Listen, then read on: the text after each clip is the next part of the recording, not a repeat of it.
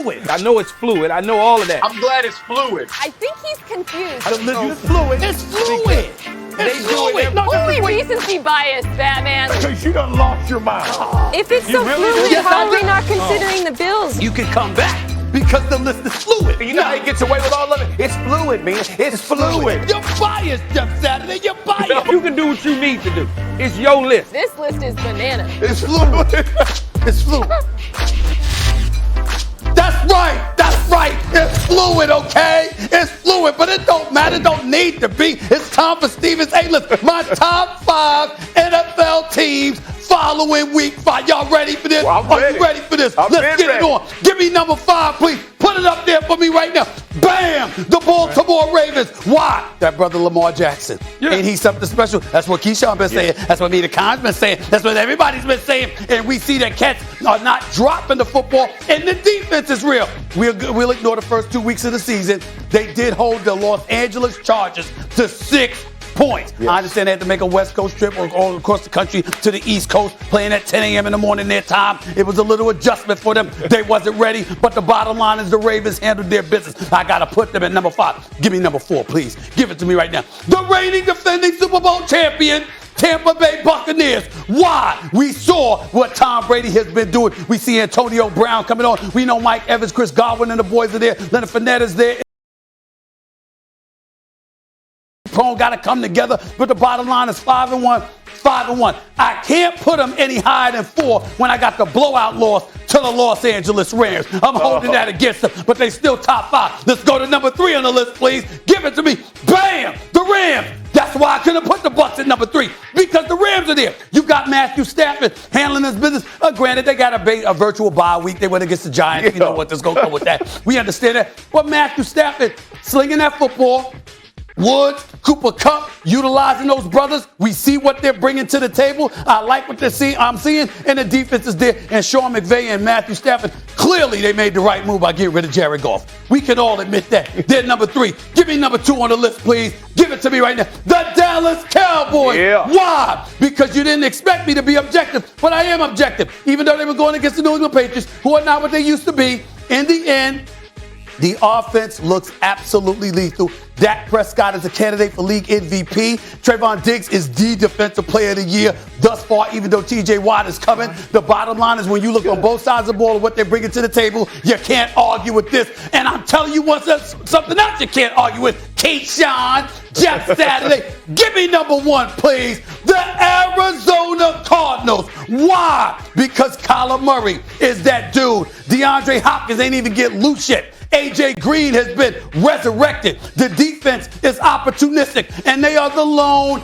undefeated team in the entire NFL. I got Arizona. I got the Cowboys. I got the Los Angeles Rams. I got the reigning defending champion Buccaneers, and I got the Baltimore Ravens. My top 5. A-list. Steven's A-list. I don't want to hear nothing from y'all on this one. It's beautiful. It's beautiful.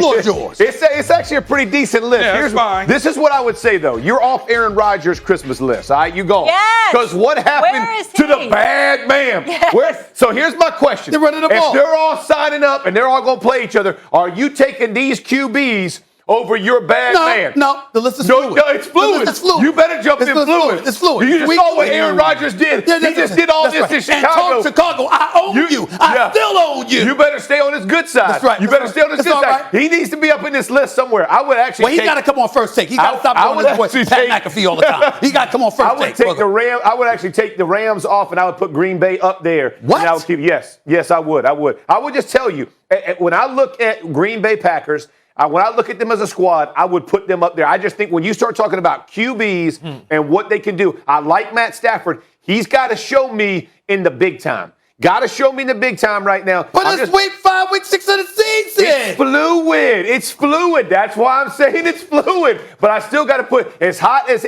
Aaron Rodgers has been playing since week 1, I'm going to have to put them up in there. Yeah, the only problem, and I'm kind of with Jeff, and we ain't teaming up on you. 3, I saw him this weekend against the Giants. They did the Giants what they should have did. That's sure. Right, Kick them and hold them down. There's no question about it. Okay. But Aaron Rodgers and then Sean McVay, when it gets tough, sometimes Sean McVay game planning and calling plays in game is a little suspect to me. Aaron Rodgers got to be on this list. I don't give a damn if you put a slash right there. My issue with Green Bay. Be my issue with Green Bay right now is their winning game. I'm looking at.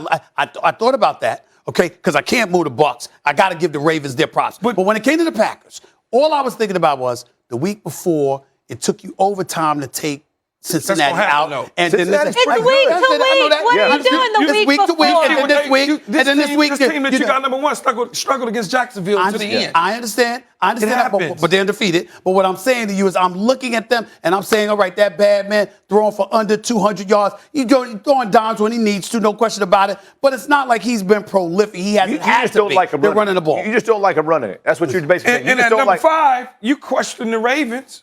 You question it. You've been questioning it. A postseason. It's a regular season. It's trying to get away with that. It's week 6 regular season. It's fluid. Where were the Bills last week? Where did you have the Bills last week? I forgot where I had them, but they were top 5. They got to fall out of the top 5. I thought they lost to Tennessee. Were they? No, they were never number 1. Cardinals and Cowboys have been 1 and 2 the last couple of weeks. I'm just making sure, because I know the Bills were up there. The list is fine, and I agree with Jeff when you start to look at the quarterback. Yeah. Outside of Tom Brady, these other dudes haven't proved anything in the postseason when you're going up against Aaron Rodgers. All right. See, once the postseason starts, now you start projecting about the Super Bowl aspirations, stuff like that, and that comes into consideration. And you'll kick out the Ravens. Why are you going week to week? Are you going to kick out the Ravens if it gets to postseason? I might. It depends on what I see. It depends on what I see. Stephen, it's good, but there's a lot of inconsistency, a lot of hypocrisy throughout the show. Top of the show, giving Lamar a hard time, then you love giving Lamar a hard time. Molly, there's not a common thread. He doesn't stick with a common thread. And he tries to use the postseason as a deflection. I just want you to think about that moving forward, being a little more consistent throughout the show. No. It's fluid. Just think about it. The show is fluid. On first take, the host of NBA Today, Malika Andrews, will be joining us to talk all things